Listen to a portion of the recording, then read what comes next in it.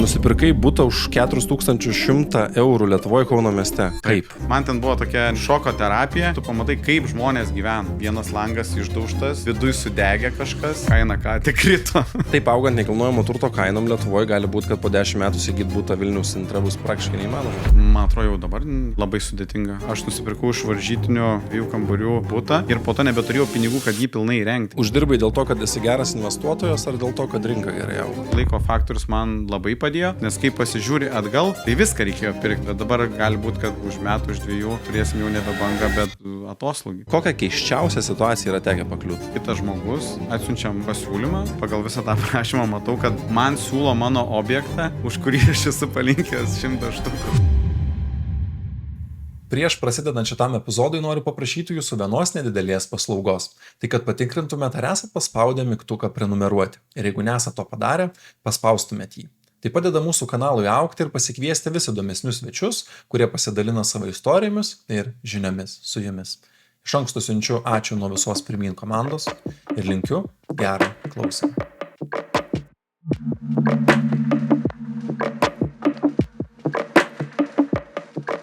Giedriau, kaip apibūdintum save žmogui, kuris apie tave girdi pirmą kartą?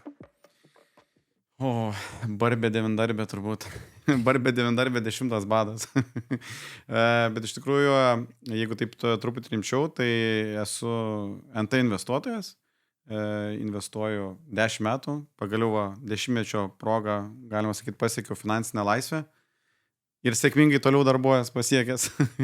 Ir dokumentuoju savo kelią. Turiu YouTube kanalą, tai stengiuosi kartais išsaugot juokingesnės, įdomesnės istorijas kitiem. Dar naujas amplua, padedam su paskolom, žodžiu, žmonėm, patarpininkaujam irgi.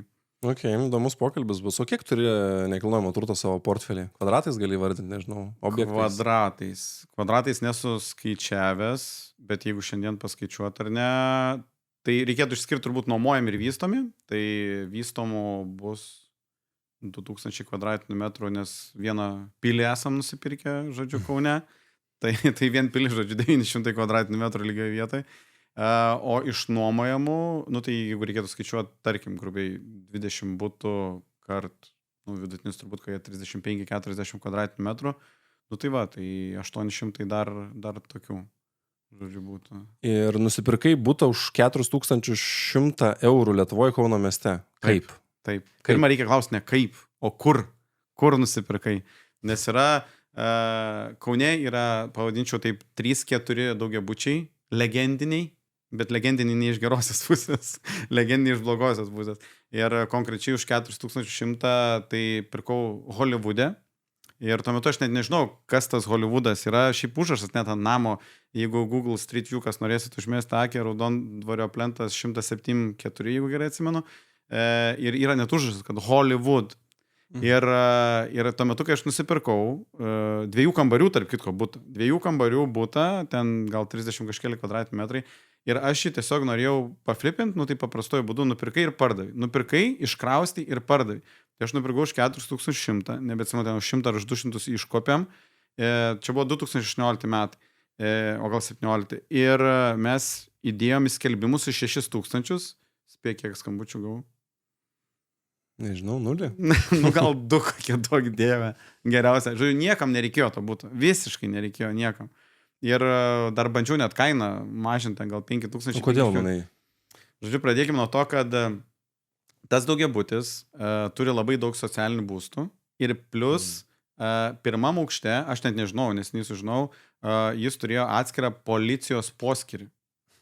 Turžiūrėjau, yra daugiabutis, kurio pirmam aukšte laiptiniai sėdi policininkai, ten 1 ar 2 pamainas, nežinau, tai tu įsivaizduoji jau, kokia situacija turėtų būti tam daugiabutyje. Ir tarp kitko, aš vis sakydavau, kad tas daugiabutis gražėja, jis tvarkosi, visą kitą.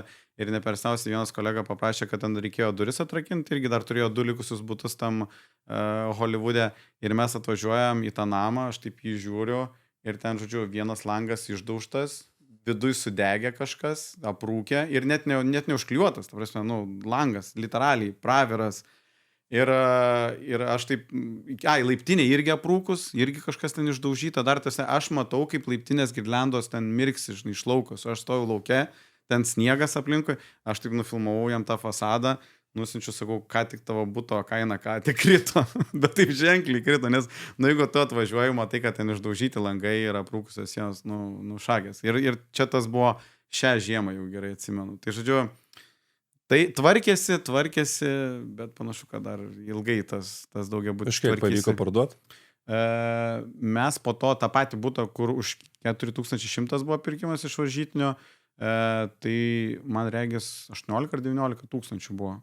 Ir po to jau mažesnius butus, buvo, kad irgi su kolega kartu nupirkom vieną butą, bet ten realiai jis turi 2 įėjimus, tai 2 atskiri butukai.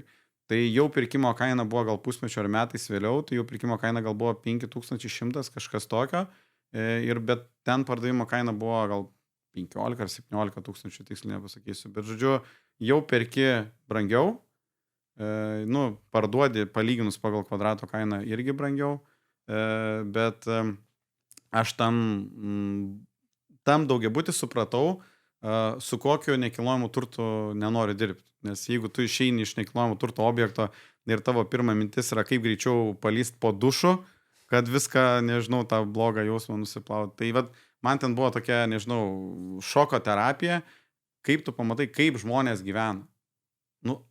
Kaip ir normaliai jie ten, ir vaikai auga ir visą kitą, kokiam sąlygom žmonės gyvena. Būdavo tokia situacija, kad, tarkim, bandydom pardavinėti tą arba ten iš viso turėjom toj kaip laikštelį praėjime, turėjom iš viso vienu metu gal 4 butus ir atvedėm ten kanalizacijas, viską sutvarkėm, kad būtų normaliai bute tualetai ir visą kitą. Tai sutvarkėm, kad būtų judesio detektoriai, sutvarkėm, kad būtų šarvo duris normalios. Tai šarvo duris atlaikė gal ten rankeną jų apie mėnesį 2, judesio detektoriai, ten kažkuris dar po metų laiko, žodžiu, ten veikia, kad, įsijungtų šviesa, kad kai eini koridorium, kad įsijungtų šviesa. Bet kas man labiausiai įsiminė, kad vedu aš klientą ir taip eini, ten pirmam aukšte kažkur ten prisisiota kampe, tada lipi ten trečiam aukšte, nes mūsų 4 sudaužyta degtinės bonkė ir ne tai, kad etiketė į apačią, bet etiketė į viršų, tu matai, kad čia degtinės butelis sudaužytas. Ir eini su tais klientais ir sakau, o jūs čia kam pirksit, gal investicijai? Ne, sako, dukrai į mediciną įstojo. Ir aš jau supratau, kad tu jau gali apsisukti vietoje ant kulno ir gali eiti lauk, jau nebevaidinto teatro, nes jau faktas, kad tu tikrai nenori, kad tavo vaikas gyventų tokiose sąlygose. Ir užlipam ten į tą 4 aukštą, jau ten ateinam prie savo buto ir vienas šalia kaimynas, aš nežinau, jis gal kaip Spider-Manas, kokį 6 jausmą turėdavo, kad tik išgirsta, kad mes jau ten braškam, išpuola iš priešingo ten to galo, sako, šeimininkas! O jis jau taip įkalęs normaliai, jau šeimininkas, aš tik žmonėm greičiau į vietų, taip pavaryk ir, užtrenkė duris. Žinot, koks geras jausmas, kai nusipirki kažką naujo. Ir tikiu, kad kiekvienas namuose turėtume ką atsinaujinti. Ar tai darbo kėdę, ar įsigyti didesnę sofą filmų vakarams, o gal tiesiog pakeisti grįždančią lovą. Į detalės nesileisim, tačiau nusprendus atsinaujinti laikas važiuoti per parduotuves. Matuoti, lyginti ir tuomet suprasim, kiek iš tikrųjų tai daug laiko užima. Šios laidos partneriai baldai1.lt šią problemą sprendžia paprastai. Baldus internetu galima pirkti patogiai. Užėjus į baldai1 puslapį randam platų asortimentą, todėl kiekvienas ras baldus pagal savo skonį, poreikį ir finansus. Jų puslapyje yra viskas, ko reikia. Turim kategorijas, aprašymus, matmenis ir kitų pirkėjų atsiliepimus, kurie tikrai padės priimant sprendimą. Išsirenki, užsisakai, pasirenki apmokėjimo būdą ir lauki skambučio, kad baldai jau netrukus bus pristatyti. Nesvarbu, ar gyvenate didmiestyje, mažesnė miestelėje ar vienkiemėje, baldų pristatymas yra nemokamas visoje Lietuvoje. Norite sumokėti atsiimant baldus? Jokių problemų, galite mokėti užsakant arba pristatymo metu, kortele ar grinais. Gana važinėti po parduotuves ir gaišti laiką. Baldai1.lt patogiam gyvenimui. Nuorodą rasite šito video aprašyme. Žmogus nori įsigyti pirmą butą. Kas geriau, pirkti savo ar investicijai? Teorija, investuotojai šiaip sako, kad geriau pirmą kelis paimti investicijai, tada susigeneruoja cash flow ir tada iš to cash flow jau nusipirki savo. Bet aš asmeniškai tai pradėjau nuo to, kad pats pirkau butą savo. Ir tarp kitko, tas butas kaip tik pirkom tada, kada iš litų keitėsi į eurus. Ir tiksliai atsimenu, kad ten buvo 84 000 litų, tai kas yra, man reiks, 21 000 21 000 eurų. Ir įrengti ant kainavo dar irgi vos ne 14. Tai mūsų savikna buvo, tarkim, 38. Per visus 11 metų vienintelį kartą atėjo pirmi nuomininkai, venesueliečiai, tai po tų pirmų nuomininkų reikėjo perdažyti butą, nes ten priklijavo LED lempučių per 3 sienas, kai nusiplėšė netikėtai su dažais nuplyšo, sakau, kodėl, sakau, čia LED per 3 sienas priklijavot, sako, vaikas bijojo tamsos, sakau, tai lemputės negalėjot, kokios tiesiog stalinės pastatyti, ten irgi kaitlentė išdegusi tokia skylė. Aš ateinu pas juos, jau butas tuščias, sakau, kodėl nesakėt, kad, kai yra senelė, kur tu verdi ir per arti matyti ten vyrai išdegus tokią skylę, sakau, tai man dabar plokštę reikia pakeisti, sakau, tai tą plokštę nenuvažiuosi, kad iš karto taip nenusipirksi. Tai sako, mes norėjom asmeniškai atsiprašyti jūsų. Sakau, geriau būtume neasmeniškai atsiprašę, dabar ten prastova, žinai, kokias 2-3 savaitės būtų. Tai bet grįžtant prie temos ar ne, tai vienintelė investicija į tą butą buvo perdažimas, tai tarkim 1700 eurų, tai suapvalinkim 2000, tai iš viso to buto savikaina yra 40 000. Dabar neperseniausiai kaip tik reikėjo turto vertinimą darytis, tai turto vertinimas, atsilieka truputį vertinimas ar ne nuo sandorių, tai buvo 138.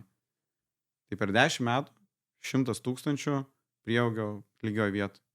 Aš 8 metus pats gyvenau tam bute ir dabar jis ten sėkmingai nuomojasi, visai nebloga dar palyginus su kitais gražą turi.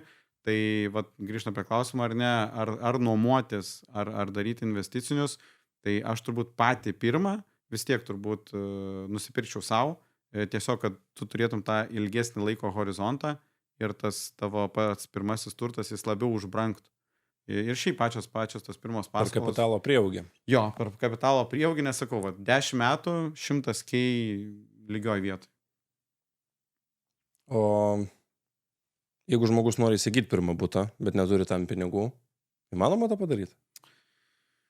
Teoriškai įmanoma, bet praktiškai aš turbūt nusipirkti kitą butą investiciją ar dar kažkam, tai tas taip yra įmanoma. Tarp kitko, esu girdėjęs, kad ne didžiuose miestuose, bet tarkim Kėdainiuose, kad yra kas daro tos pačius rent to buy, kad išperkamoje nuoma, kad žmogus ateina, gal net susitartum, kad ir su labai nedideliu to avansu ir iš tikrųjų, kad gali nusipirkti žmogus savo ir išsimokėti per 10 metų. Tiesiog pardavėjas ten ar brokeris parduoda tą NT, jis žino, kad tą NT jam būtų truputį sunku parduoti, normaliom sąlygom, bet jis kaip papildomą bonusą sako, tau ten bankai neduoda paskolų, ne, ateik aš tau parduosiu tą butą. Tai žinau, kad iš tikrųjų žmonės ten su 1000 ar 2000 realiai nusiperka. Jis išsiperka tą butą per 10 metų turbūt. Bet kalbant, jeigu apie investicijas, tai nemažai objektų esam nusipirkę be pinigų.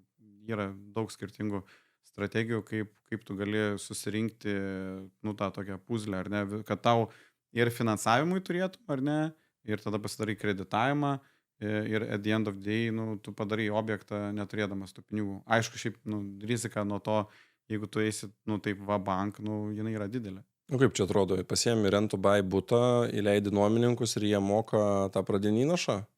Truputį reikės, tarkim, kaip pavyzdys, Vilniuje, kur turiu 7 butus rent to buy, tai ten įėjimo suma yra apie 6000 eurų. Tai tu tu 6000 eurų gali nusipirkti butą ir tik tau po to jau yra problema, kaip pavežti tas mėnesinės įmokas.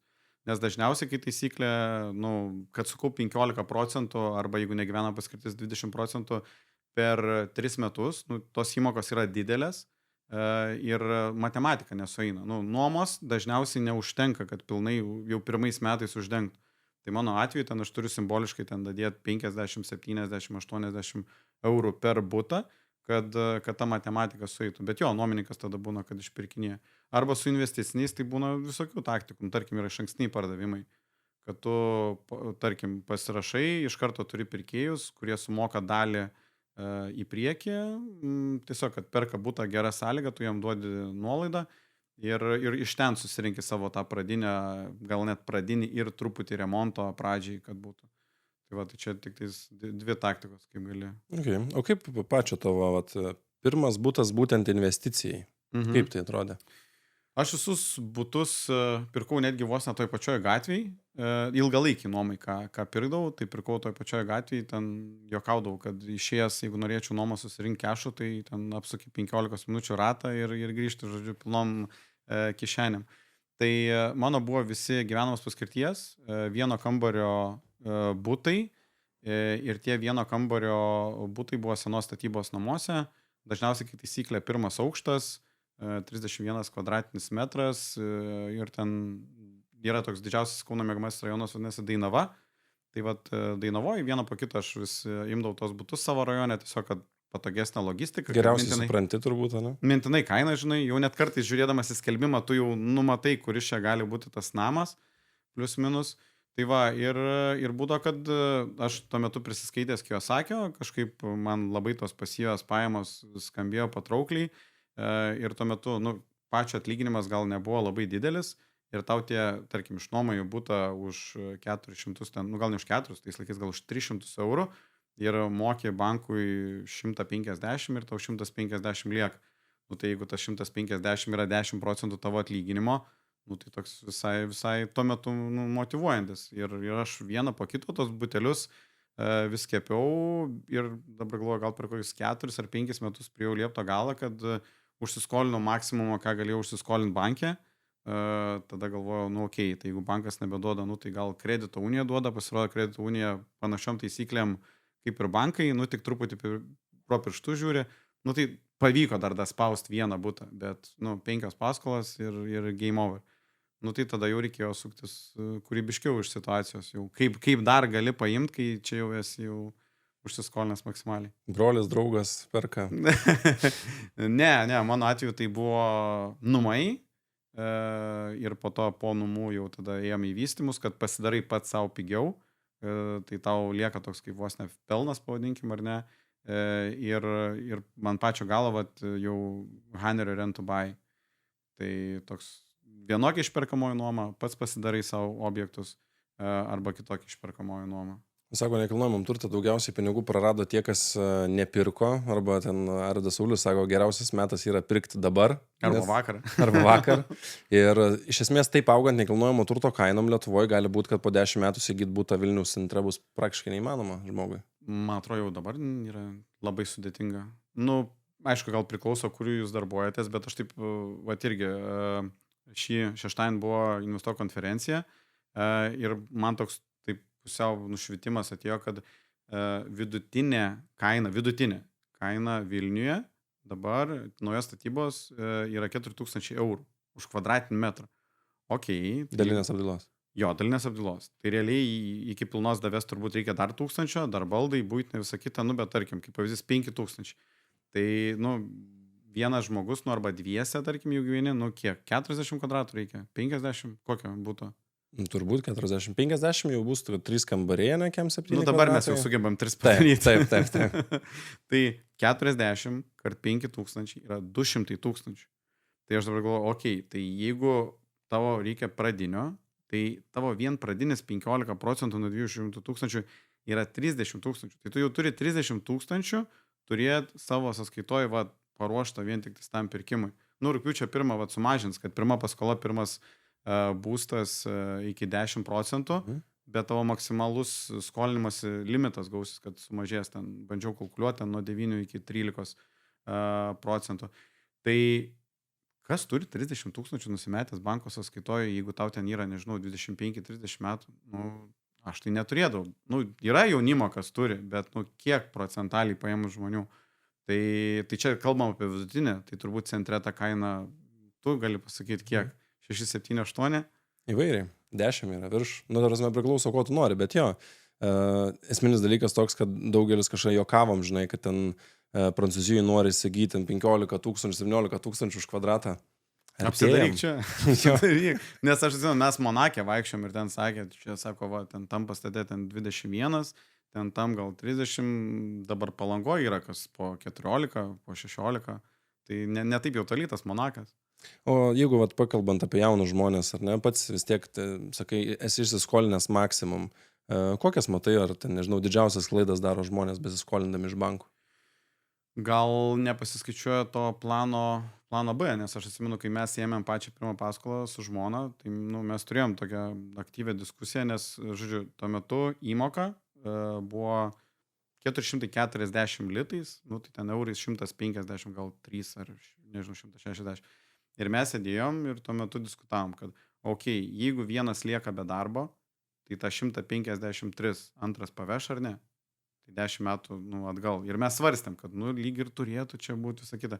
Dabar, kai praėjo 10 metų, tai tas 153 jie, turbūt vieną gerą vakarienę, ar net dviese išėjus į miestą. Tai manau, kad reikia įsivertinti savo galimybės, kad jeigu kažkas nutiktų, ar ta paskola, tikrai yra, ar tu galėsi ją aptarnauti. Aišku, ten yra visokių galimybių, kad gali pasimti atostogas, yra draudimai, visa kita, bet jeigu tu, nesi tikras, ar galėsi mokėti kas mėnesį po 800 eurų, tai gal tada nereikėtų varyti programą maksimum, ar ne, ir tų 800 eurų irgi, kad mokėti. Bet dėl to maksimalaus užsiskolinimo, tai dabar didžioji dalis jau paskolų išmokėta, jau tie butai yra atlaisvinti ir tu vėl tos pačius butus, kuriuos tu turi, tu juos gali, kūrybiškai panaudoti. Nes kas man buvo praeitais metais atradimas, tai kad tu butą gali, vystydamas kažkokį papildomą nekilnojamo turto objektą, įkeisti, kad galėtum, kad turėtum didesnį užsiskolinimą ir kad, tarkim, tau kredito įstaiga duotų papildomai pinigų remontui. Kad, tarkim, tavo ten, nežinau, objektas yra 500 000, bet tu įkeiti dar butą už 200 ir tau duos papildomai remontam daryti 160 000. Ir tu tiesiog vykdai darbus, išrašinėjai sąskaitas, siunti kredito įstaigai, sakai, va, išleidau 10 000, išmokėkit 40. Kad tu savo 20 jau įdėjai, dabar jie tau perveda likusius 80. Ir tas ženkliai palengvina darbą investiciniuose projektuose, nes tau nebereikia visko davesti iki galo, kad galėtum išsikviesti turto vertintoją, pakelt vertę, tu gali tiesiog sąskaitas išrašinėjai ir gauni tą finansavimą. Tai tie tavo išmokėti butai jau tokios kaip, nežinau, kaip monopolio ten kortelės, ar ne, kad tu numeti tą vieną monopolio kortelį į vieną objektą, kitą į kitą ir jau gali daug lengviau vystyti kitus sekančius objektus savo. Daugelis taip padaro klaidą dėl to pačio pradinio įnašo, nes galvoja, kad turiu vieną butą, galiu įkeisti, gausiu pradinį įnašą kitam butui, nes daugelis klando gandai, bet ten pagrindinė sąlyga yra, kad tą butą turi parduoti per metus laiko ir sugrąžinti pinigus. Ir dar yra nauja tokia paslauga atsiradusi, kad kešautas ar ne, tai žmonės įsivaizduoja, kad gali išsitraukti visiškai pinigus laisvai, iš tikrųjų tau ir perveda į tavo tą banko sąskaitą. Bet jeigu tu grinai tik gavai pinigus ar ne ir iš karto perki kitą objektą ir tuos skolintus pinigus naudoji kaip pradinį kitam objektui, tai iš karto galiu pasakyti, kad negali skolinti pinigai būti pradinis įnašas. Ir tikrai, net ir iš paties klientų yra, kas užstringa toj vietoj arba ten, nežinau, pervedė kitą banko sąskaitą, tai nematys. Bankose irgi nėra kvaili žmonės, jie sako, okei, čia įkrito iš nežinau, į Luminorą įkrito iš Svedo, tai atsiūs man ir Svedo išrašą. Kur iškeliavo? Jo, ir tada jie mato pradinį, kur yra tas. Dar šiaip sakyčiau svarbus momentas, kad neužtenka vien nusipirkti, nes nusipirkus reikia ir įrengti. Ir įrengus, mano viena iš klaidų perkant truputį didesnį objektą, jau nebe ten bendrabučius, o kelių kambarių butą, tai buvo irgi, kad aš nusipirkau iš varžytinių, nebetsimenu, gal ten 25 000 ar kiek, 2 kambarių butą. Ir po to nebeturėjau pinigų, kad jį pilnai įrengti iki galo. Nes tiesiog tuo metu dar lygiai grečiai kitą remontavau ir tu turi vieną butą, reikia mokėti komunalinius ir nebėra kešo. Ir tiesiog tada įimi tą patį butą, gerai, jeigu tu jį nupirkai pigiai, o jeigu ne, tai tada vos ne, arba turi laukti, kentėti, mokėtos komunalinius, visą kitą. Tai gerai, kad aš tais laikais neturėdavau daug skolintų pinigų.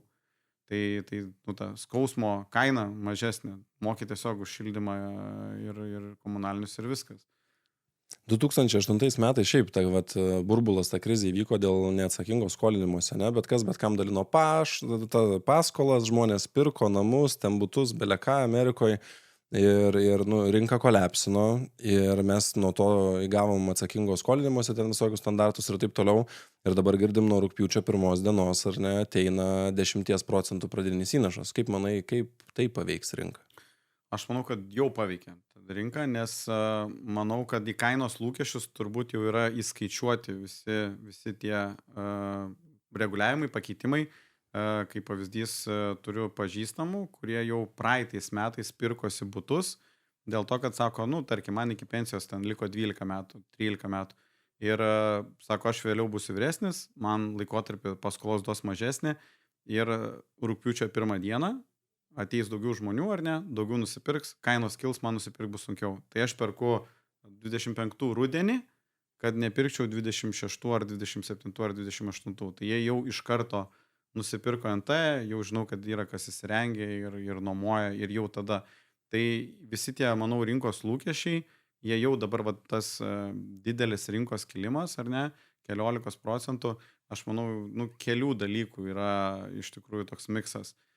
Ir ateinantis tie pakeitimai rugpjūčio 1, ir pensijų pinigai, ir tai, kad, sakykime, statytojai nespėja vytis ar ne su paklausa, tai turim va tokį laužą, į kurį vis papildomai dapilam degalų. Tai manau, tas 10% sumažinimas, jis nėra gal laiku, pavadinkim taip. Iš tikrųjų, manau, kad jeigu jau turim ir pensijų pinigus, ir tą mažinimą, tai gal tiesiog reikėjo kažkurį iš tų sprendimų pavėlinti vienais metais, ar kiek, kad rinka nekiltų tokiu stačiu kampu į viršų. Nes dabar ne bankui sumokam 5%, o pardavėjui. Taip. Ir šiaip įdomus momentas, bent jau su paskolų rinka, tai yra tai, kad būmina. Tose visur yra kamščiai. Jeigu seniau ten terminai pateikti, tarkim, į kredito komitetą, ten būdavo kredito unijų, tarkim, savaitę, tai dabar yra 2 savaitės. Ir aš ten nepatenkintas sakau, tai kaip čia 2 savaitės gali būti? Sako, palaukit, sako, čia tik 2 savaitės. Sako, sudėtingesni keisai, sako, būna 3-4 savaitės. Tai maždaug, tu būk dėkingas, kad pakliuvai per 2 savaitės ir čia yra pakankamai gerai. Ir tos eilės yra, ne tik tais su paskolom, bet eilės yra ir pas turto vertintojus, eilės yra ir pas notarus. Žodžiu, tokia panašu, kad matosi, kad tikrai rinka yra labai aktyvi ir man įdomu, ar vat, po tokio didelio augimo, anksčiau ar vėliau po vakarėlio turi pagirios ateiti. Tai vat įdomu, ar turėsim sulėtėjimą kažkokį rinkos, ar iš tikrųjų po, 40% prieaugio turėsim kažkokią žemyn korekciją. Nes dabar, tarkim, Euriboras yra pakilęs 6 mėnesių Euriboras apie 2,4, 2,5 bijau pamiluoti, bet jis niekaip neįtakojo. Pakilo Euriboras, kaip ir teoriškai turėtų žmonės mažiau skolintis, nes ir sumažėjo truputį jų galimybę skolintis, bet visiškai nesijaučia. Visiškai, aš sakyčiau, net atvirkščiai, atrodo, kad Euriboras būtų ten dar pamažėjęs. Tai ant kiek nesutampa, ar ne, Euriboras kyla, o rinka kaista. Bet yra žmonių, kurie apskritai gyvenime žiūri skeptiškai į visas paskolas, nesvarbu, ar ten, ar čia mes kalbėtumėm apie vartojimą automobilio, ar apie būsto. Jeigu žmogaus požiūris, kad geriausia niekada nesiskolint, ką tu tokiam žmogui pasakytum? Jeigu jis ramiai miega, neturėdamas paskolų, tai valio. Kiekvienas renkasi savo, manau, kelią. Tas, kad tu turi paskolų daug, tai čia nėra ko per daug gal didžiuotis. Geriau būtų, kad tu viską turėtum ir be paskolų turbūt, tada turbūt ramiausiai galėtum, ar ne, nes vis tiek, kuo daugiau turi to sverto, tai to didesnė yra ta rizika. Tai aš pilnai suprantu žmonės, kurie iš senų laikų nenori skolintis, pilnai suprantu, nes tame tikrai yra žavesio, kai tu turi, sielos ramybę ir, jeigu nori nedirbti, tai gali ir leisti savo nedirbti. Ir tau nereikia kiekvieną mėnesį ten daryti pavedimų bankui ar dar kažkam. Tai, tikrai suprantu tą tokį požiūrį. Čia yra banko kortelė. Jie yra 100 000 eurų. Eini nusipirki vieną butą, ar imi paskolą ir pirki 5? Susirandu pigių gamybinių patalpų, žodžiu. Next level. Jo, ir žodžiu, ir paliekam, ir paliekam rezervaciją, ar ne, 50 000, ar ne, ir tada tas gamybinės pardavinėjom kaip loftus. Okay. Nereikės neįvystyti, tik tai išparduoti. Nes aš galvoju, daugelis sėkmės istorijų ateina per tą svertą banko. Taip. Yra, arba per banko svertą, arba per kažkokį kūrybinį mąstymą, kad kaip tu sudėlioji tą visą Lego konstruktorių, ar ne, kad tau jis veiktų.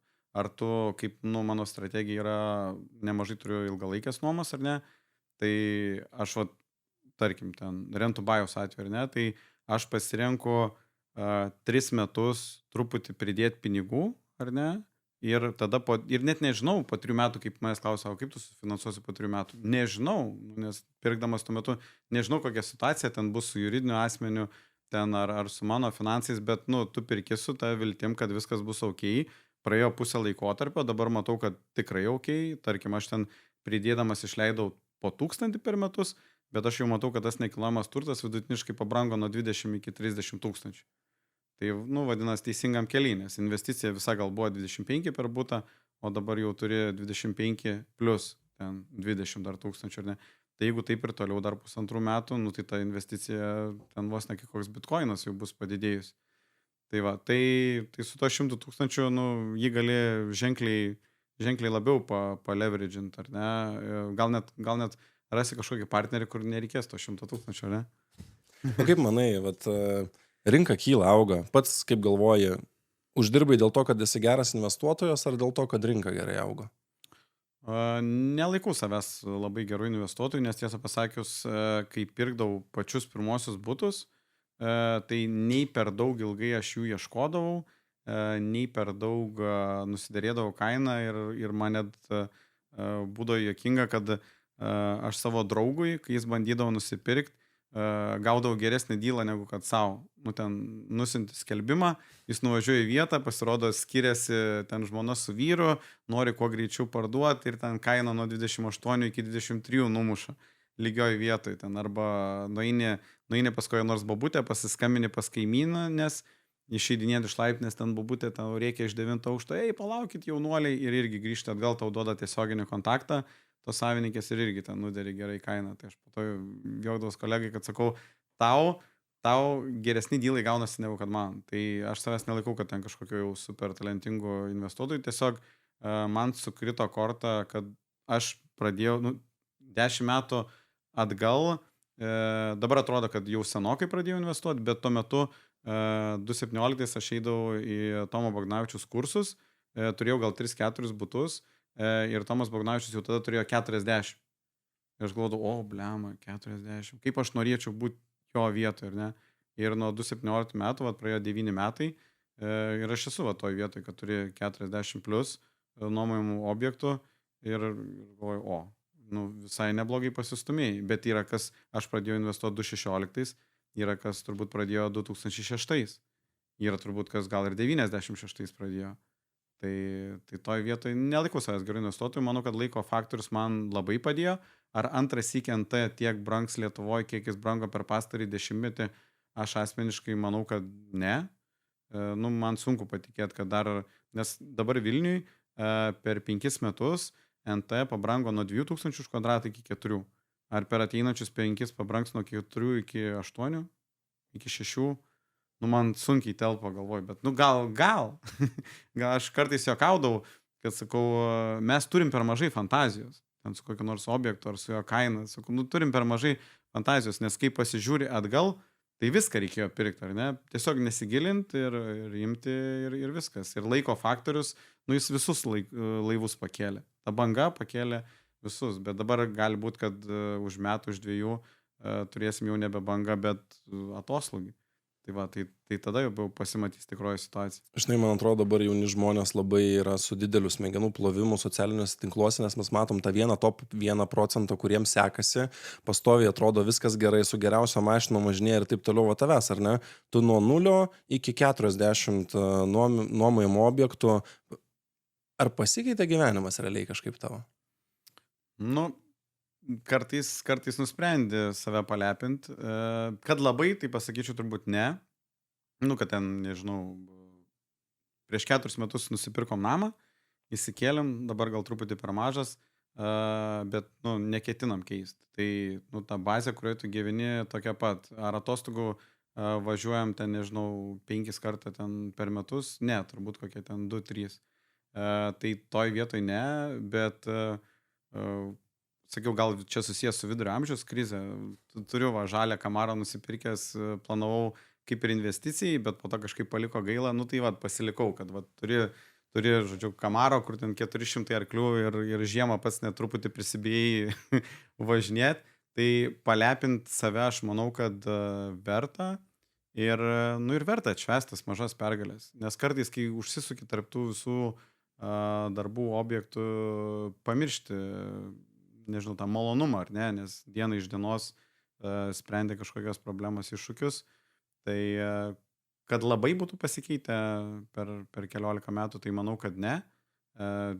Kartais žmona klausia, sako, nu, tai okei, čia turim nemažai turto dar, tai kodėl sąskaitoj nėra? Tai va. Tai O kas Giedrius yra be darbo? Kas Giedrius be darbo? Nežinau. Geras klausimas iš tikrųjų. Giedrius be darbo visai yra gal longevity entuziastas. Visai norėtų ramiai tiesiog atsisės prie kompo pageimint kokią savaitę. Už visus prarastus, žodžiu, metus. Turbūt šeimos žmogus. Nes turiu 2 vaikus, šeimą. Tai jo, tai norėčiau tikėti, kad Giedrius šeimos žmogus. Kartais tam lėkime noris tos ramybės, ar ne? Gamtos, ramybės, pabūt žmogum tiesiog. Nes visi kažkaip vizualizuoja, atrodo, kad čia robotai tie žmonės, žinai, varo belė kaip ir niekada nesustoja. Taip, tas tai tikrai yra tiesa ir aš net ir pats visados mėgstu išeiti, tarkim, vakare ten ar 7 ar 8, kad pasivaikščiot, va būtent irgi gyvenam arti gamtos, tai kad nusiresetinti, tiesiog taip, nu, kad geresnis miegas būtų, kai aš juokauju, sakau, parinkti žingsnių. Išeini, kad atsipalduoti. Tai tas, jo, gamta, manau, yra geras dalykas. Jeigu kalbėtumėm apie investicijas ir va tą pačią finansinę laisvę, man įdomu, kodėl pasirinkai ilgalaikę nuomą kaip pajamų šaltinį? Bandžiau buvo, kad kai turėjau dar nedaug būtų, gal 3 ar 4 buvo, kad vieną būtą bandžiau išnuomot Viduržemį, ten gal buvo gruodžio mėnuo ar sausio mėnuo. Ir atėję žmonės, nu visi ten sako, reikia mažesnės kainos, dar bando, tu įsivaizduoji, aš ir taip čia pigiai nuomoju ir jie dar ten smaugia, kad dar numušk ten 20 ar 30%. Ir tuo metu pabandžiau per Booking.com, Airbnb, kad panuomoti tą būtą ir supratau, susiradau ir valytoją, kuri ten pigiai valė ir dar. Ir supratau, kad, nu, blema, ne mano tema, nes man tas menedžinimas, lindimas į detalės, kad sužiūrėt, neduok dievę, kad ten vieni išvažiuoja, kiti atvažiuoja, kad tuo metu ten valytoja išvalytų. Nu, tokia vargo vakarienė, kai aš sakau, toks valymo biznis man pasirodė. Ir mano atveju ten buvo gyvenamasis mėgamasis rajonas, tai po pusės metų jau ten gavus superhosto statusą, tai jo, tada jau trumpalaikė nuoma lenkė mano tą ilgalaikę nuomą, bet aš po to galvoju, mano tie ten kokie 3 būtai visiškai nekelia jokių problemų. Nu, aš turiu ten dabar jau, jo, ten vienas kitas skambutis jau dabar būna, bet aš jau dabar jau svarstau tiesiog tą visą administravimą, viską perduoti įmoniai. Tiesą pasakius, jau gal net seniai reikėjo. Ir nes man patiko tai, kad tu turi tą nuomininką, jis ateina, kai taisyklė dažniausiai ateina kokiam 2 metam, būna ten po metų, išsikelia, būna po 3, bet tu daugiau skambučių iš jo ten, nu, kažkas turi nutikti, kad gautum. Nu, nėra tau, kad nuomininkas skambintų kas mėnesį, į mėnesį po kartą. Tai va, tai man patikdavo tas toks ramybė, kad tu išnuomoji ir viskas, o ta trumpalaikė nuoma man rodės toks nemažas vargas, bet kita vertus, vat, turiu pažįstamų ir toje pačioje konferencijoje irgi žmonės kalbėjo, kas irgi turi po 40-50 būtų trumpalaikiai nuomai ir jie ten iš tos trumpalaikės sugeneruoja daug geresnės, nu ten po 2,5 karto didesnės pajamas negu iš ilgalaikės. Tai vertėtų dar, nežinau, mano portfolio turbūt gerai peržiūrėti, bet va, tarkim, naujos statybos butus, kur buvau nusipirkęs ir dabar dar tebeturiu, tai jie buvo Kaune prie klinikų ir aš įdėjau 3 butai, 2 išnuomau ilgalaikiai. Ir tada nuomos agentūrai bandžiau duoti, sakau, nu, vat kiek galit pageneruoti apyvartą kokią. Tai vieni pasakė praktiškai tą patį, ką aš ir gaudavau, ten gal 20 eurų daugiau, kiti pasakė, kad galim ten 100 eurų daugiau.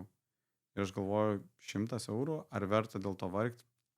Gal geriau paprastoj būdu. Nu, nuomos kaip ir būtų daugiau, bet atėmus Airbnb, Booking.com, atėmus administravimo kaštus, atėmus valymus, komunalinį ant tavęs, at the end of the day tu žiūri, kad 100 eurų papildomai.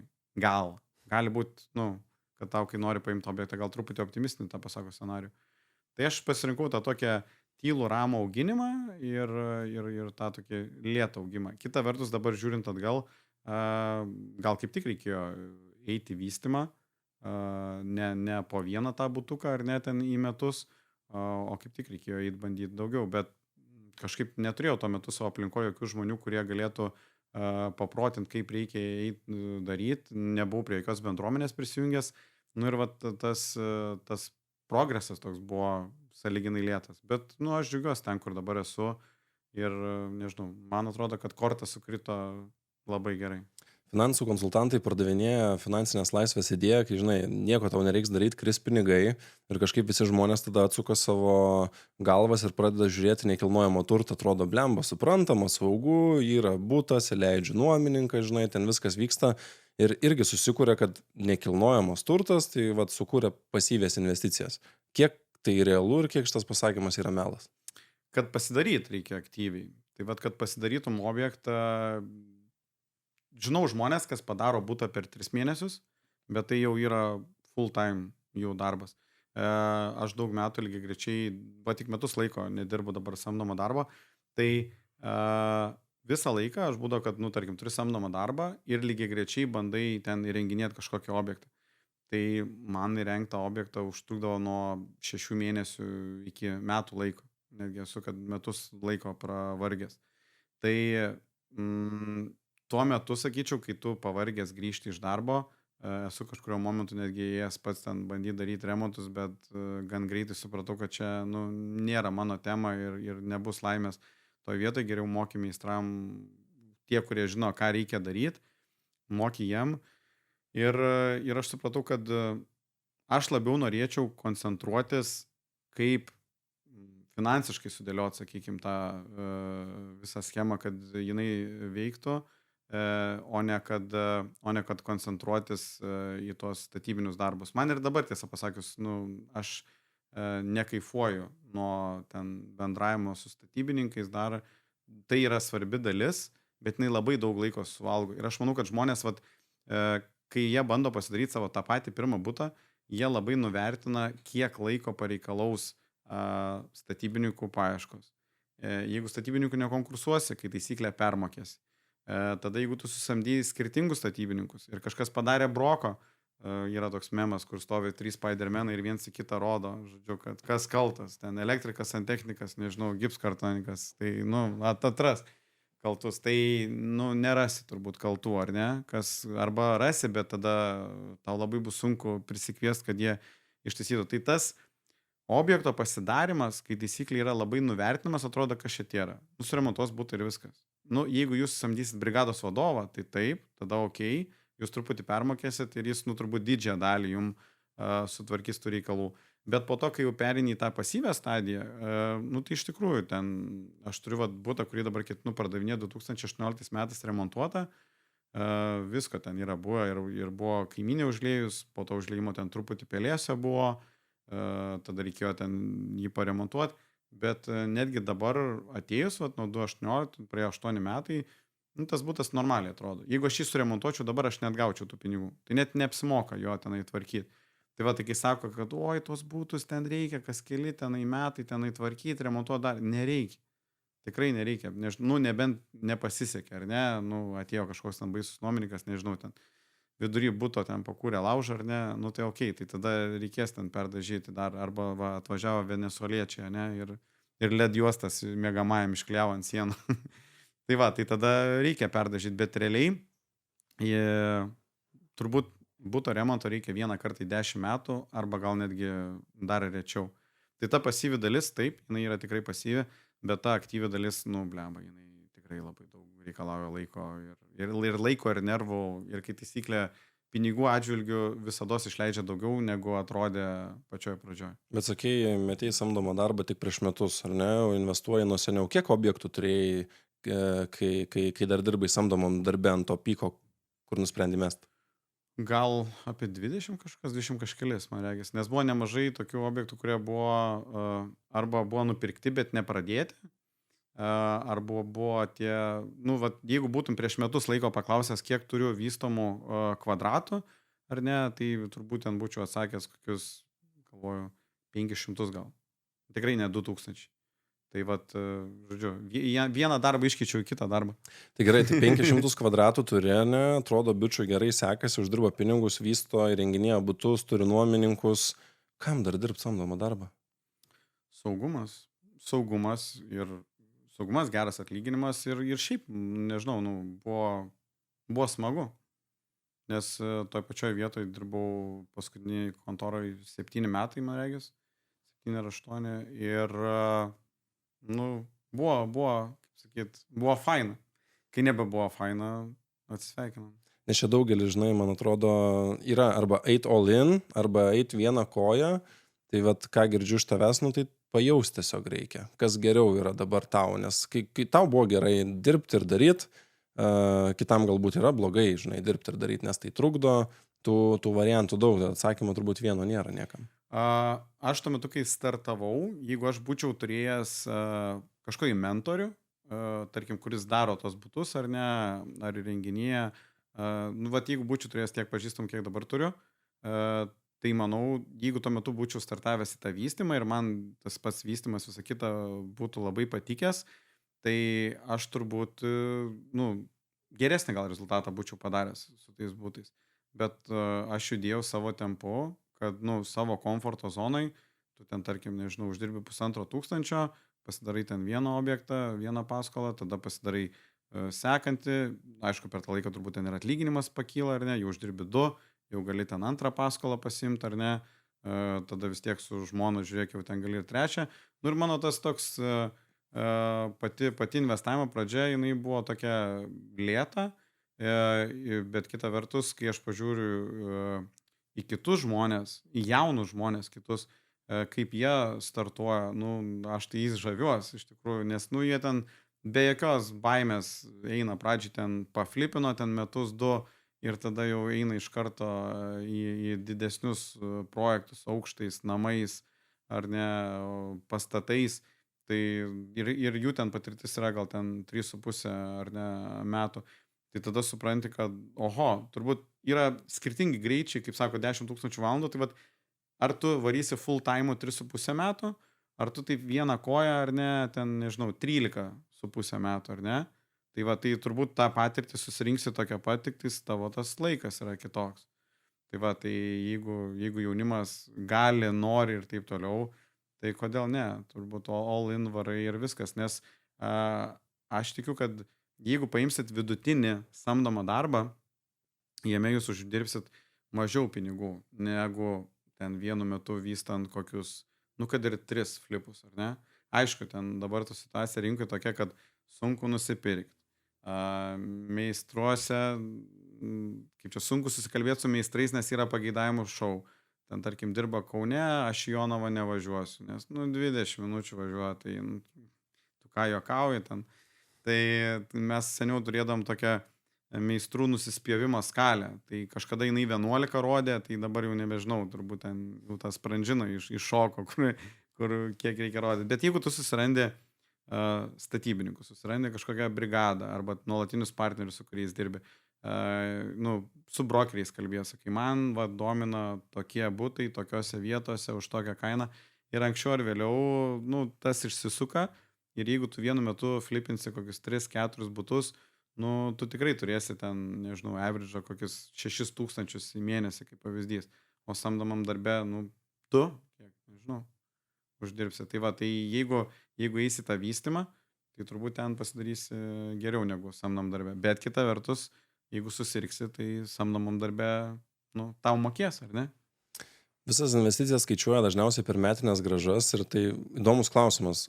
Kokia metinė grąža iš NT yra gerai ir kokia jau yra labai gerai? Aš galiu pasakyti, kad dariau auditą savo objektų, nes pasufleravo vienas kolega, sako, tu pasiskaičiuok, sako, kiek ta tavo nuoma, iš tikrųjų, sako, tau uždirba. Nes tu esi įpratęs galvoti tom kainom, kuriuom nupirkai, tom senom, o ne tokios, kokios yra šiandien. Ir man buvo toks atradimas, kad, tarkim, kadangi NT labai pabrango, o nuomos pabrango, bet ne tiek daug, tai mano tie atsiperkamumai ir investicinės grąžos jos ženkliai sumažėjo. Ir tarkim, ten nauja statyba, sena statyba, ten kai kurie objektai jau nebetraukia 5%. bet jie yra, išlaikyti 5 metus dar, tai aš jau nusprendžiu, 5 procentai yra ta riba, nuo kurios aš jau juos išsikešinu, ištraukiu tos pinigus ir dedu kažkur kitur. Tai 5, jau mažiau negu 5, tai yra blogai, su nuoma kalbant, ar ne? Čia, kad žmonės dar suprastų, tai jeigu turtą įsigėja prieš 10 metų už 80 000, tai tu skaičiuoji, kad dabar 600 gauni ne nuo 80 000, o nuo to, kiek dabar tavo būtas kainuoja. Tarkim, 100 PM. Taip. Nuo 100 PM gauni ten tą gražą ir skaičiuoji, kiek yra metinė. Taip, nes mano ten prieš porą metų, kur buvau daręs analizę, tai tarkim, būdavo 6-7 procentai, ar ne, ir dabar žiūriu, kad jau ten 4,5. 5 ten net nėra, ten 5,2. Po mokesčio ar prieš? Po.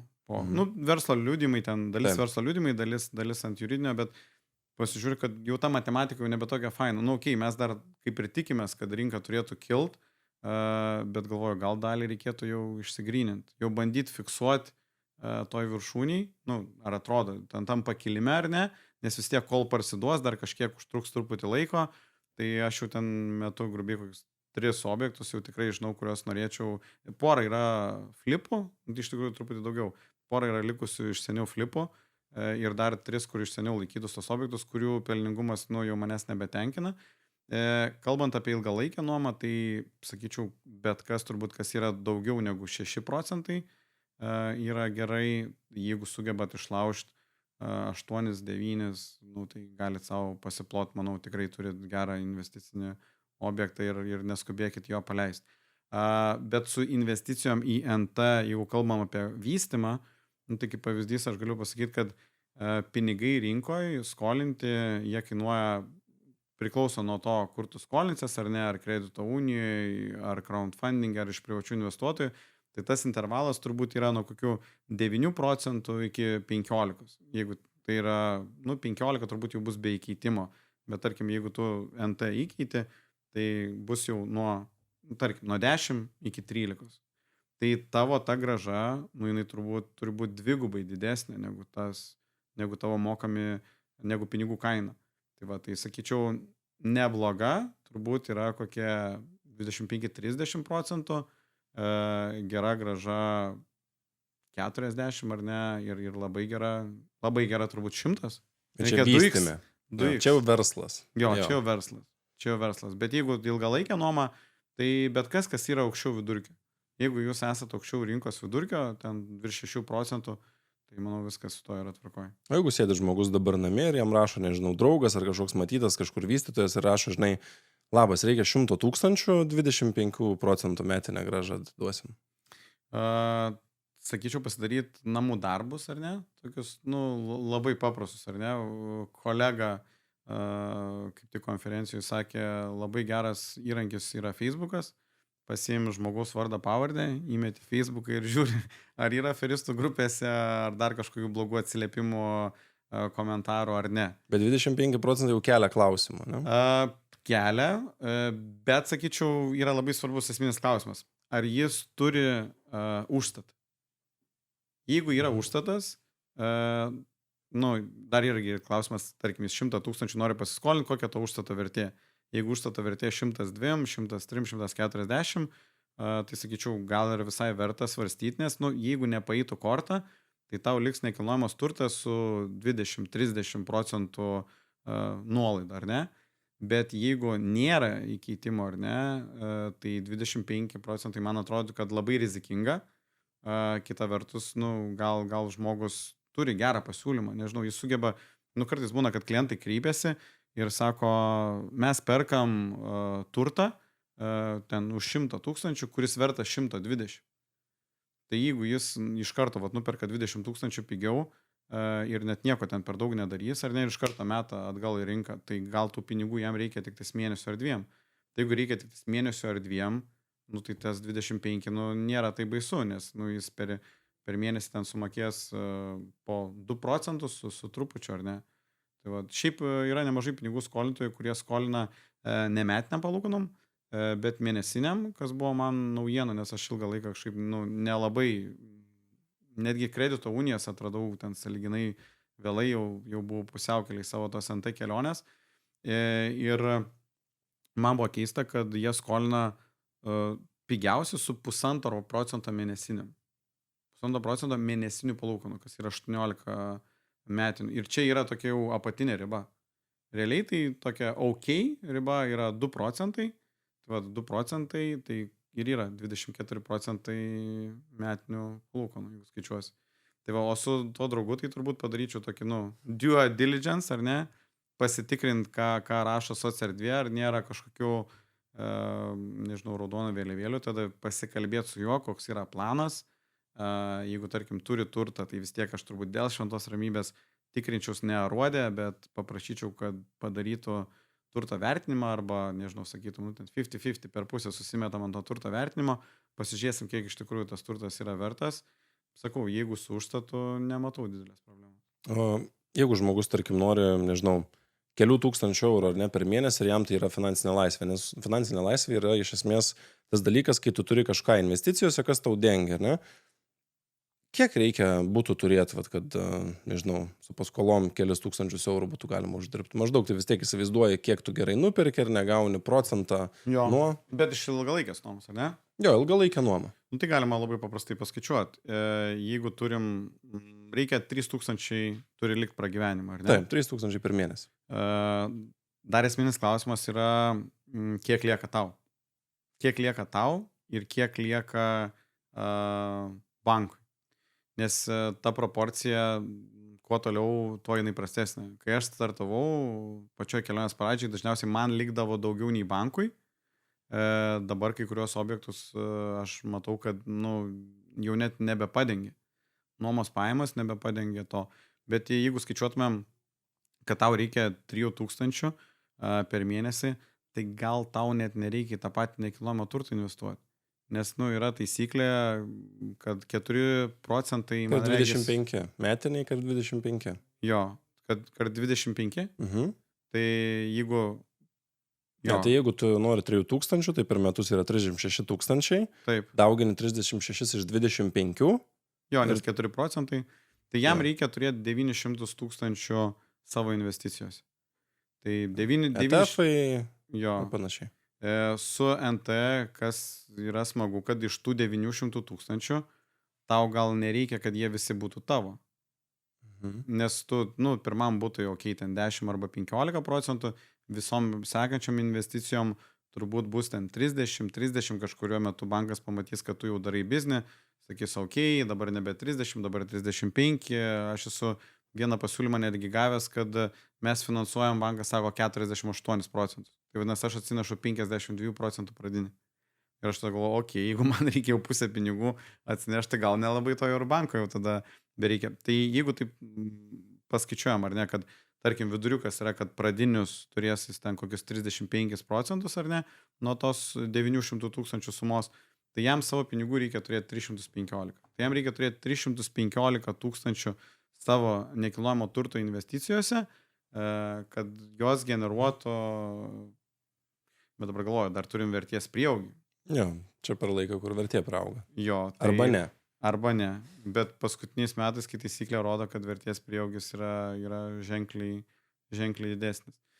Tai aš manau, kad su 900 000 portfolio tu tikriausiai jau galėsi, jeigu atsineštum savo turi 300 000, užsiskolint gali iki 900 000, aišku, turbūt didelis ribotuvas būtų atlyginimas, bet tarkim, ten per daug nežiūrėkime, tai su 300 000 tu jau galėtum eiti į nemažus objektus, kur tu galėtum vienoj vietoj pirkti, tarkim, 5 objektus. Nedidelius nuomų. Tarkim, kaip pavyzdys, ateini, turi aukštą ar turi namą ir vienoj vietoj iš karto yra 5 nuomojami objektai.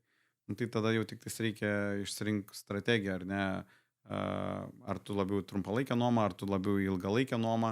Tada yra dar skirtingi segmentai, ką tu gali nusipirkti, ar ne? Ar tu gali nusipirkti loftus, kas turbūt generuos geresnę grąžą negu sena statyba, ar tu nori senos statybos, bet kad būtų būtinai gyvenama, ar tu nori, nežinau, eiti rizikuoti, bandyti naują statybą, bet išduosiu, kad naujo statyba yra patys prašiausi atsiperkamumai. Ir kiekvienas tas segmentas turi vis kitokią atsiperkamumo tą procentą. Ir kaip pas mane, kas įdomiausia, yra mediniai namai, kur yra kelios studijos, jie generuoja ten netoli 20% atsiperkamumą. Nes pigiai nusipirkai, remonto kaštai, ar tu naują renginiesi, ar seną, ar medinį, mediniam gal truputį didesnį, tiesą pasakius, kaštai yra, tai tu pasidarai savo objektą sąlyginai pigiai, o jis nuoma generuoja gan didelę. Nes kuo mažesnis objektas, tuo per kvadratinį metrą tu tos nuomos gauni didesnę sumą. Ar tu nuomosi 4 kambarių butą vienai šeimai, ar tą 4 kambarių butą nuomosi 4 studentam, 4 studentai tau didesnė. Jo, čia žmonėm irgi, jeigu perkat būstą, tai nežinau, naujos statybą ar panašiai, kuo mažiau kvadratų, tuo daugiau už kvadratą moki. Taip, bet tas skirtumas lyginant, aš bandžiau kažkada lyginti koreliaciją, tarp to, kiek tu moki per kvadratą daugiau ir to, kiek moka nuomos daugiau, tai iš tikrųjų tas nuomininko naudai yra. Ar tu nusipirksi 2 butus, kaip pavyzdys, po 25 kvadratus ar ne, ar vieną butą už 50, tai tie 2 po 25 generuos kokį 50% daugiau negu gautum už jį kaip vieną. Aš įsivaizduoju, kažkas sėdi Radvilišky ir galvoja, palaka, kur? Tai mes Vilniuje turim įdomių situacijų, ar ten Kaune, didžiuosiuose miestuose, kaip žmonės daro verslą, tai nuperka namą, kuris turi 5 kambarius ir tada turi 5 butus ir 5 nuomininkus. Kodėl tik 5? Dar 10 gali būti. Jo, nes daro, žodžiu, pasmulkinį tuos, ką turi, vietoj virtuvių rengi miegamuosius, ar ne, kur įtelpa tik lova ir 60 cm, kada daeitum į lovą, ir į lovą gali tik per vieną pusę įlipti, nes kita prispausta prie sienos yra. Dar pusrusį pamiršom, nes gal sokolinis aukštas yra. Jo, tai ir Rusius įrenginėja, daro.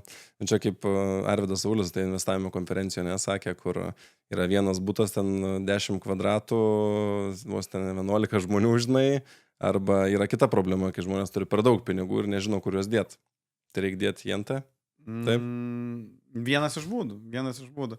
Aš manau, kad diversifikuoti turbūt reikėtų, nes į tą patį net ir į NT dedant, turbūt reikia pasižiūrėti geografiją ir gal verta, jeigu, kaip sakė, pinigai spaudžia ar ne, tai tada gal reikėtų padiversifikuoti, kad dalį dedi į Lietuvą, dalį dedi kažkur kitur. Jūs dabar perkat butus ne tik iš žmonių, ne, labai daug medžiojat, varžytinės, ten aukcionai, kažkokie dylai, kuriuos duoda iš po stalo, sakykim taip. Iš esmės perkat senus butus ir pastatus.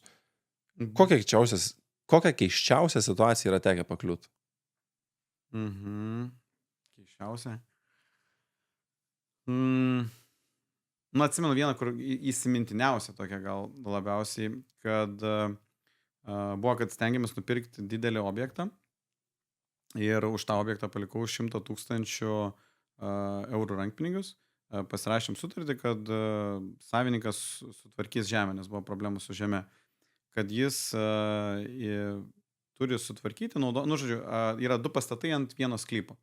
Vienas, ne mūsų pastatas, yra 4 kart didesnis ir reikia tą sklypą padalinti, ar ne? Ir ten buvo savivaldybei, kad kiek atriek to sklypo kitam, ar ne? Ir mes buvom įsidėję sąlygą, kad jie turi pirmą sutvarkyti ir tada, žodžiu, daisim jau iki galo, jau tada jau pirkimas vyks, ar ne?